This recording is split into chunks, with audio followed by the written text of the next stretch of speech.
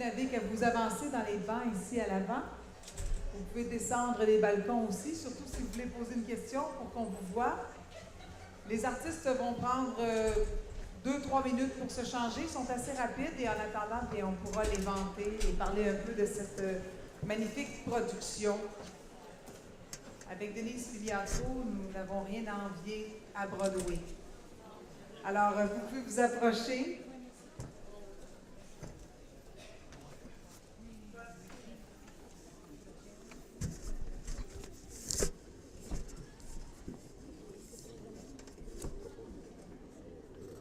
Étiez-vous assis si près que vous étiez ici? Oui. Oh mon Dieu, vous étiez aux premières loges. Fantastique, fantastique. Vous étiez aux premières loges du Kit Kat Club. Ben oui, ben oui. On était branchés. Vous étiez branchés, c'est le cas de dire. Bien sûr, cette finale de la pièce n'était pas dans la finale originale. C'était une très belle trouvaille de Denise Filiatro pour venir nous chercher davantage avec cette espèce d'ouverture qui nous fait penser à un wagon de train. Ouais. Et le maître de cérémonie avec sa merveilleuse étoile jaune. Je peux vous parler pendant que vous descendez. De toute façon, ce sont des informations plus concernant la pièce, la comédie musicale Cabaret, qui a été créée pour la première fois à Broadway en 1966. C'est un texte de Joe Masteroff, mais il s'était, lui, inspiré d'une œuvre qui existait déjà, qui s'appelait I Am a Camera, que moi je n'ai jamais lu, du dramaturge anglais John Van Druten. Et lui-même s'était inspiré d'une œuvre qui existait déjà, Adieu à Berlin. Ça, c'est vraiment un livre de courtes nouvelles. Et il y a plusieurs nouvelles dans ce recueil de nouvelles. Et il y a justement, on dit que la nouvelle la plus intéressante était la nouvelle qui traitait de Sally Ball. Donc, il s'est inspiré de ça pour écrire I Am a Camera, qui ensuite, on s'en est inspiré pour écrire Cabaret. Et c'est en 72 qu'on a adapté Cabaret pour le cinéma. Quand ça a été adapté pour le cinéma, ils se sont mis avec Liza Minnelli. Ils se sont mérités 8 Oscars, mais déjà la production, le chiffre 8 revient, parce que la production en 66, création théâtrale à Broadway, ils s'étaient mérité 8 Tony Awards, qui sont aussi comme les prix pour le théâtre. Depuis, ça a été créé en 66 à Broadway, mais là, il faut comprendre qu'il y a eu de multiples versions partout à travers le monde, et quand je faisais une recherche sur cette production, je réalisais que presque partout, ils se sont mérités des prix. Et en 1998, il y a eu une version qui a été faite encore à Broadway qui, elle, a été jouée 2400 fois. Gros succès. Denise Filiatro avait monté Cabaret en 2004 au Théâtre du Rideau Vert. À l'époque, c'était avec Sylvie Moreau, François Papineau. La pièce avait connu un très grand succès. Puis, on lui a offert de reprendre l'œuvre 8 ans plus tard, donc en 2013. Elle n'a pas refusé, bien sûr, mais elle a dit très humblement, je n'essaierai pas de renouveler ou de me lancer de nouveaux défis. Ce livret est tellement extraordinaire, l'histoire est tellement extraordinaire que je vais me contenter de suivre ce qui est écrit. Et déjà, je sais que ça va bien fonctionner. Mais on voit, je ne crois pas de mémoire que la vidéo existait dans la première version qu'elle en a fait. Mais c'est aussi, sans doute, comme on disait tout à l'heure, son petit clin d'œil pour venir nous chercher émotivement. Aussi, on a une scénographie très intéressante qui nous permet de voir les musiciens tout du long. Je vois qu'ils vous ont fait un beau pot-pourri au retour, nous remémorer la joie avant de tomber dans la deuxième partie qui est quand même plus dramatique. Parce que dans cette pièce, bien sûr, on va suivre l'histoire de Sally Ball et du jeune écrivain de qui elle tombe amoureuse, mais on a quand même le côté plus dramatique qui est vraiment la tenancière de l'hôtel qui est amoureuse d'un homme et qu'elle va décider de ne pas épouser parce qu'il est juif. Donc, vous avez sans doute remarqué que cette histoire se passe dans les années 30, les années pré-nazis. Donc, où on dit, au Kit Kat Club, il faut oublier ce qui se passe à l'extérieur, mais ça devient de plus en plus difficile puisque l'extérieur, bien sûr, éventuellement entre dans les fêtes et au Kit Kat Club.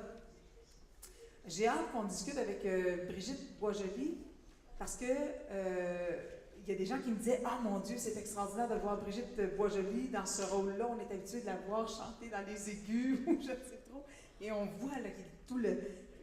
Enfin, moi, j'ai trouvé que son Life is a Cabaret, elle réussit presque à nous faire... Moi, en tout cas, elle a réussi à me faire oublier Liza Minnelli. Aussi Donc, c'est vraiment bon, une aussi très bon bonne que Liza interprétation.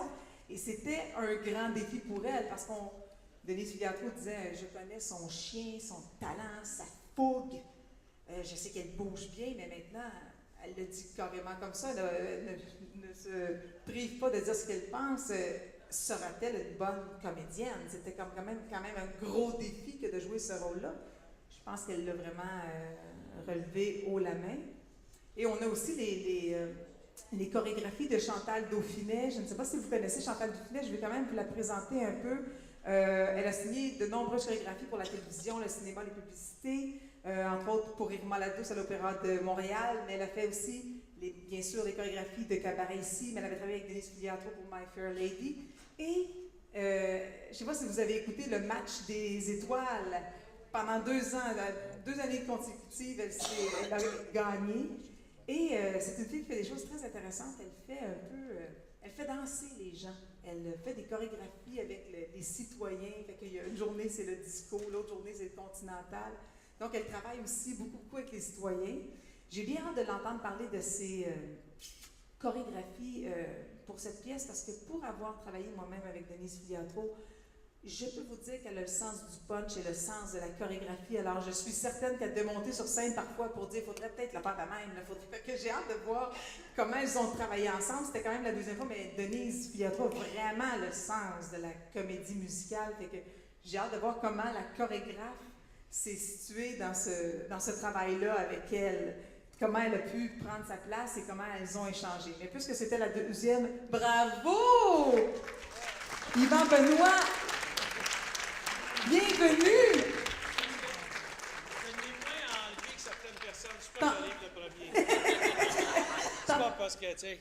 T'en as moins enlevé que les dames, oui, peut-être. j'en ai moins aussi que Luc. Oui, que le maître de cérémonie. Alors, comme notre cher Yvan Benoît est arrivé, on peut lui poser des questions. Mes amis, on a 15 minutes de pur bonheur à passer avec les comédiens. Donc, si vous avez des questions pour ce magnifique homme, ne vous gênez surtout pas. Sinon... C'est terminé? Ah, non! Sinon, Yvan... Là, je vais donner le micro. Oui. Parce que parfois, on se dit... Ah, il est ouvert. Tiens. Oui, 1, 2, 1, 2. 1, 2, parfait. Parce que souvent, les gens nous disent quand ils sont trop loin qu'ils n'entendent pas. Qu'est-ce qui t'a touché dans cette œuvre et qui t'a donné envie de jouer dans le cabaret? Parce que ton rôle est vraiment extrêmement touchant, là. Oui. C'est un... Ben, moi, je trouve que, premièrement, quand j'avais vu cette pièce-là, je l'ai vue il y a 10 ans, à la création. Oui, en 2004. Oui.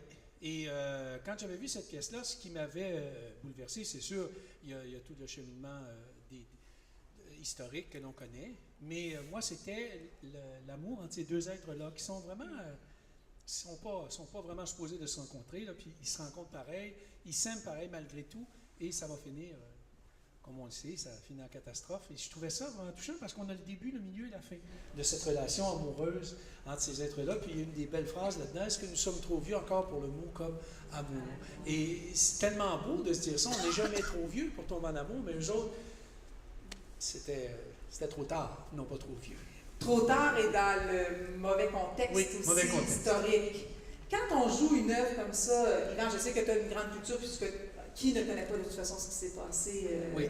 En Allemagne, mais est-ce que tu as ressenti, somme toute, le besoin de relire ou de même te replonger dans Cabaret avec Liza Minnelli ou dans l'œuvre originale ou des faits historiques? Est-ce que tu as ressenti ce besoin-là pour interpréter? Parce que toi, on va voir qu'il y a beaucoup de Juifs qui vont se faire embarquer, là. Oui. Mais toi, tu es le Juif qu'on identifie dès le départ. Mais c'est ça. Lui, là... Comme m'a dit un spectateur, à un moment donné, la phrase clé de Herschut, c'est quand il dit « Mazel tov ». Là, il dit « Toi, t'es dans la merde ». Parce que la première personne... Bravo, les Guérin, excusez-moi. Non. C'est le Juif identifié dans cette pièce parce que on identifie après qu'il y a d'autres personnes. Ouais, mais moi, c'est que je représente, j'ai l'image en plus avec le type physique que j'ai là-dedans. Donc, c'est sûr et certain que je n'ai pas replongé dans l'histoire, mais bien plus regardé. Moi, j'ai voulu, et j'ai dit à Elisabeth, j'aimerais ça, Elisabeth, qu'on joue notre histoire d'amour là-dedans, qu'on soit amoureux. Et je pense que c'est comme ça, moi, que j'ai abordé ce personnage-là. Non pas du côté historique et tout ça, j'ai aimé cette personne-là, j'ai voulu lui donner de l'amour à l'intérieur de mon personnage. Et je crois que à partir de ça, on a vraiment créé ce qui se doit d'être dans cette pièce-là, même malgré tout. En parlant de la grande comédienne Elisabeth Pelletier, bravo, madame. Bravo. Oui, vous pouvez monter dans l'escalier qui est là-bas. Et je vais lui passer le micro ou à Luc. Vous avez sûrement quelques questions à poser à Luc, il est démaquillé. Si vous avez des questions, mesdames et messieurs, n'hésitez pas, on a 15 minutes de pur bonheur avec ces magnifiques comédiens. Donc, ne vous gênez surtout pas. Oui, ma chère dame. Merci.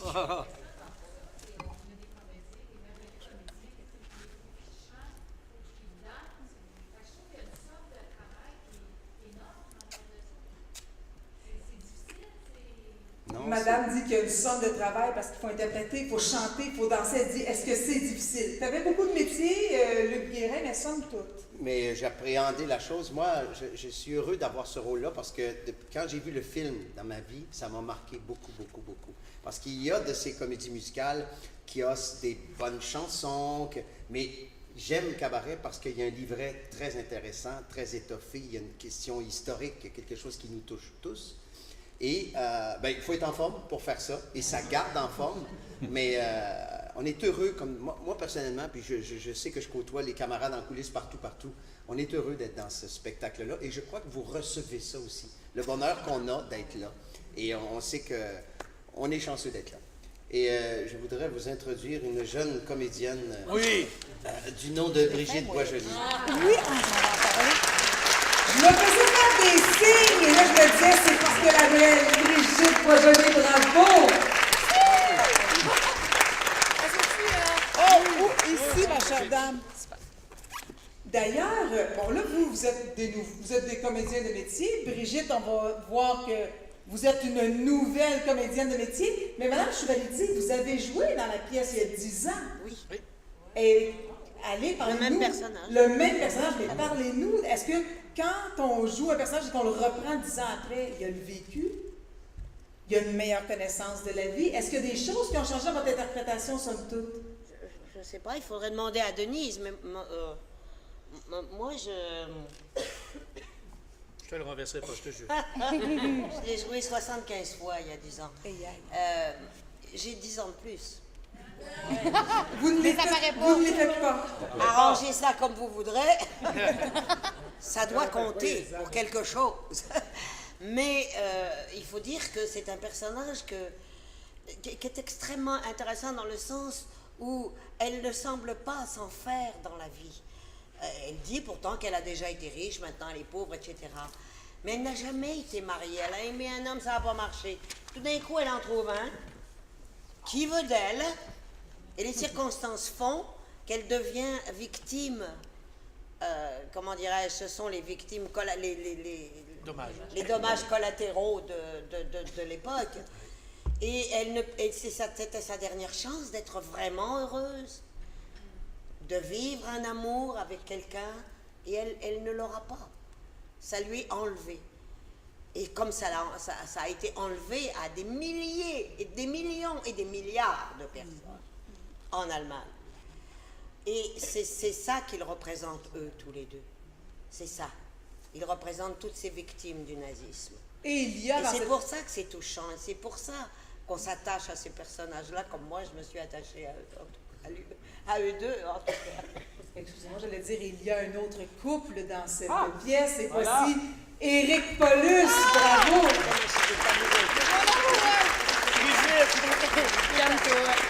Avec sa femme. Est-ce que vous avez des questions, mes chers spectateurs?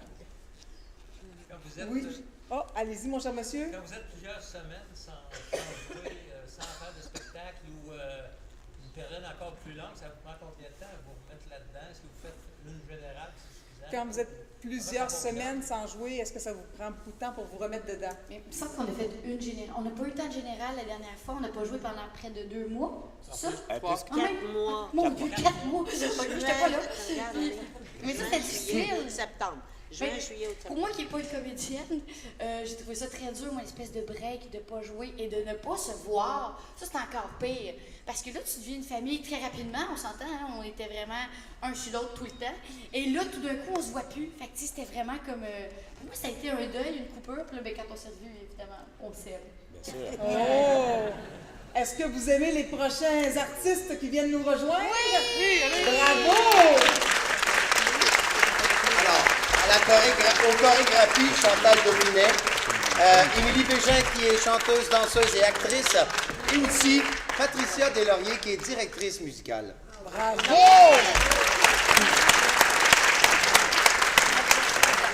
Et moi, je vais dire un petit quelque chose. Je vais dire un petit quelque chose qui me touche toujours. C'est que des fois, on est colonisé artistiquement. C'est-à-dire qu'on pense que Broadway, c'est la fin du monde. Bravo, ils font des belles choses.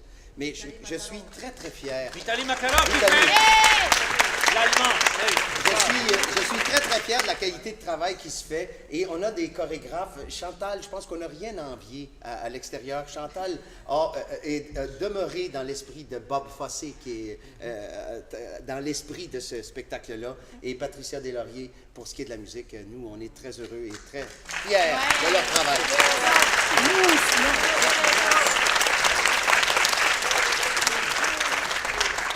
D'ailleurs, j'aurais peut-être une question pour vous, Madame Dauphinet. Oui.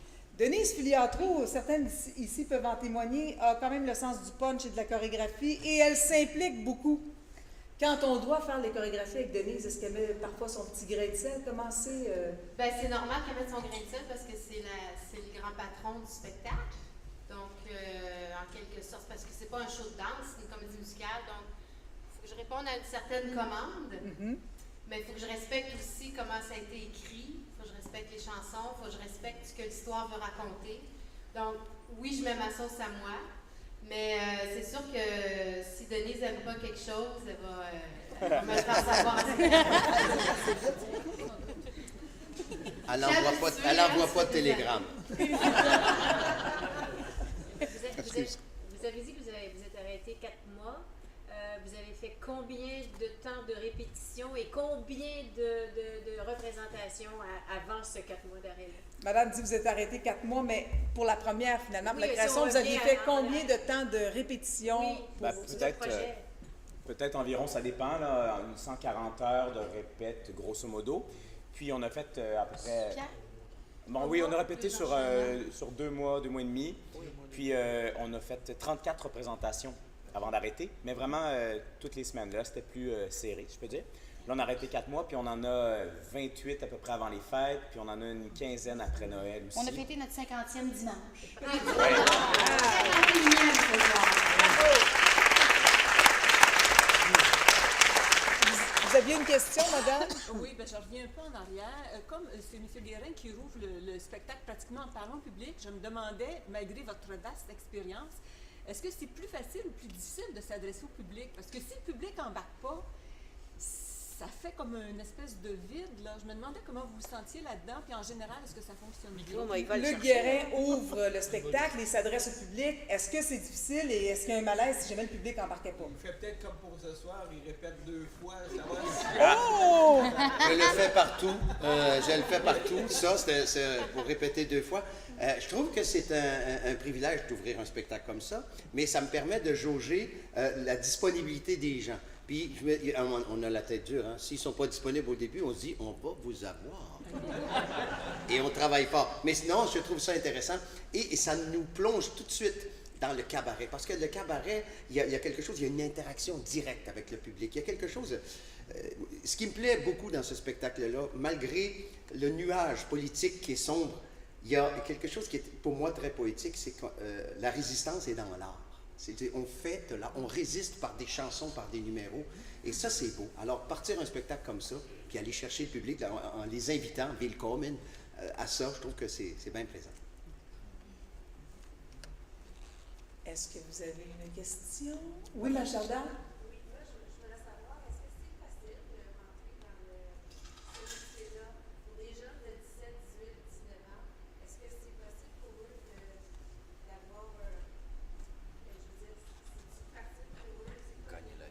Dans le métier? Est-ce que c'est facile d'entrer dans le métier pour des jeunes?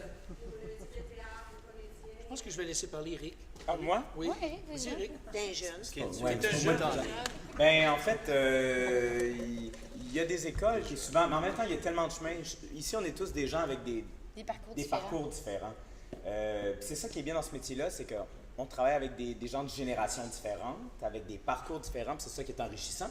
Mais c'est sûr que si on parle dans le concret, il n'y a quand même rien de mieux que de se donner la chance de faire une école de théâtre. Ça, c'est mon opinion. Parce que, outre d'apprendre le métier puis d'y aller à raison de 50 heures semaine à faire, faut aimer ça, là. Faut y aller par passion plutôt que de dire j'aimerais ça qu'on me voit à TV, là. Je pense. Parce que pendant longtemps, l'école, on ne verra pas à TV, là. Ça va être long sinon. Mais en même temps, c'est un lieu où on rencontre beaucoup de gens qui ensuite vont peut-être nous engager, puis on apprend beaucoup c'est un métier où on apprend beaucoup à regarder les autres, tu sais.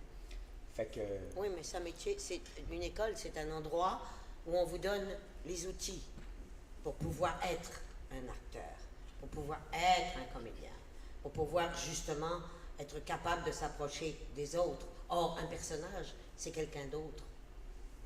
Alors, on apprend à s'approcher du personnage. C'est pour ça que quand Eric dit « Oui, c'est fun parce qu'on rencontre toutes sortes de monde », oui, c'est vrai, parce qu'on est tous des voyeurs, nous, les comédiens.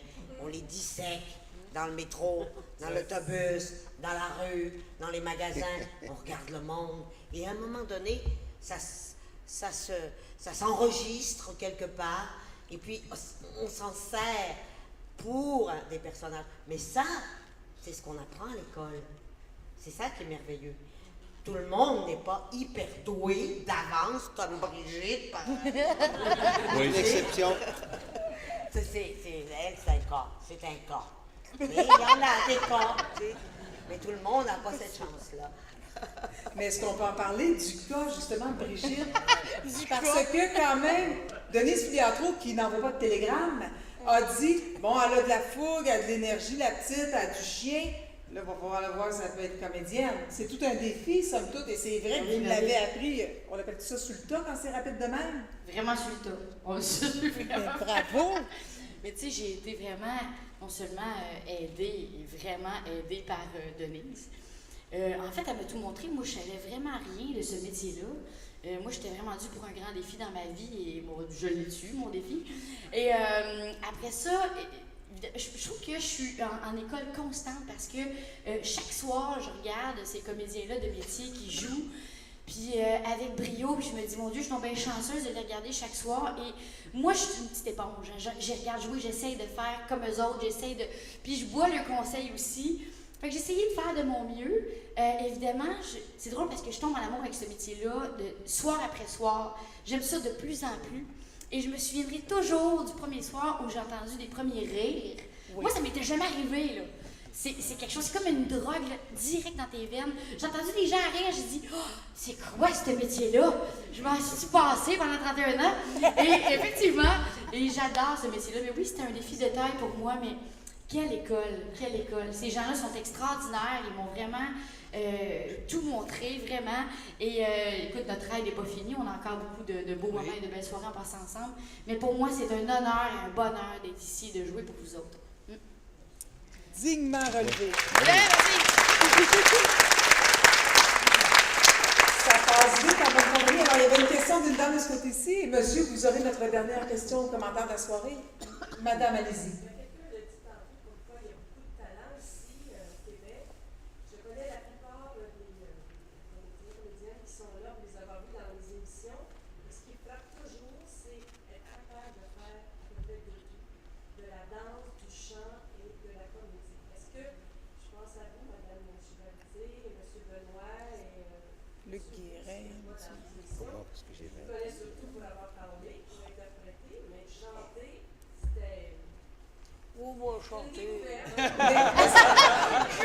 Mais c'est une bonne question, madame, parce que, au fond, la question, est-ce que tous les comédiens peuvent danser, chanter, tout ça comme vous le faites? Parce que madame est très impressionnée, mais est-ce que c'est tout le monde?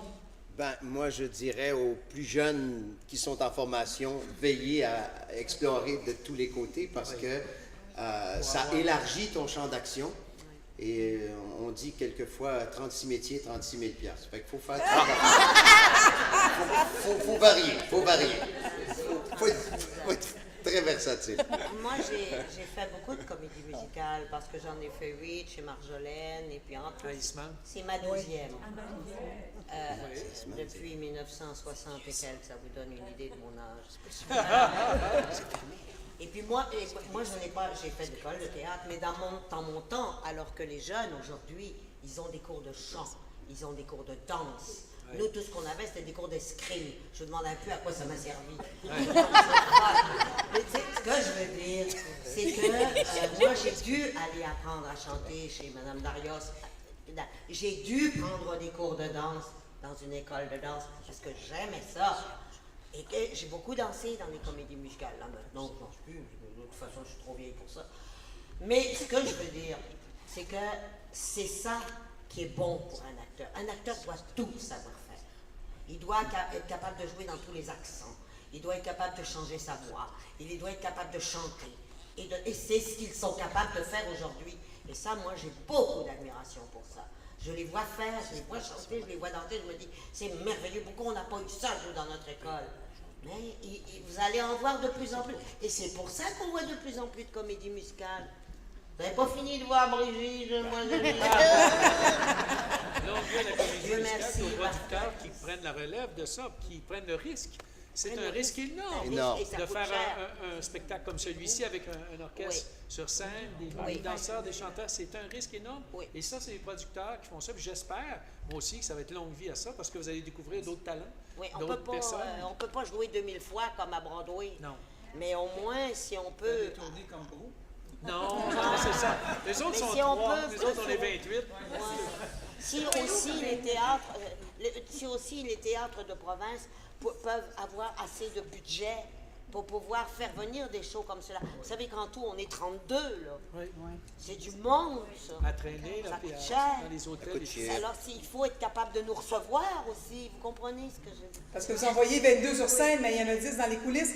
Monsieur, vous aurez notre... Ils sont généreux, les comédiens. Madame, je ne peux pas, je dois respecter mon mandat. Je suis une bonne animatrice. Allez-y, mon cher monsieur. Revenez demain, revenez demain.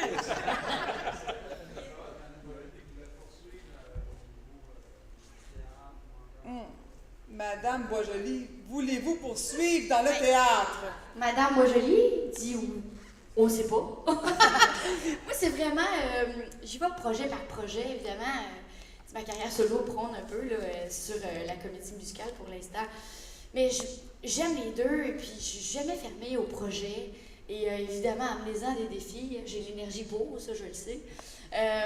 Mais oui, ça m'intéresse. Ça m'intéresse, puis j'aimerais aussi me mettre au défi du fait que Sally Bowles et moi, on n'est pas très, très loin l'une de l'autre. Et le défi pour moi serait de peut-être jouer quelque chose, évidemment avec des coachs, puis bien de l'école, mais quelque chose de beaucoup plus loin de moi. C'est un personnage différent. Je pense que là, je testerais vraiment à savoir si je suis bonne. mais c'est sûr que Sally... est beaucoup plus folle que je le suis, là, on s'entend. Beaucoup plus rock'n'roll. Merci, Luc! S'il vous plaît, c'était poli, on avait du fun. Mais c'est ça, mais je pense que oui, ça serait pour moi un défi. Mais oui, j'aime ça, ce métier-là. Absolument. Chers artistes, et chapeau à la direction musicale. Sans vous, par contre, on n'est pas là. Je vous remercie. Ouais, merci d'être là, merci à vous.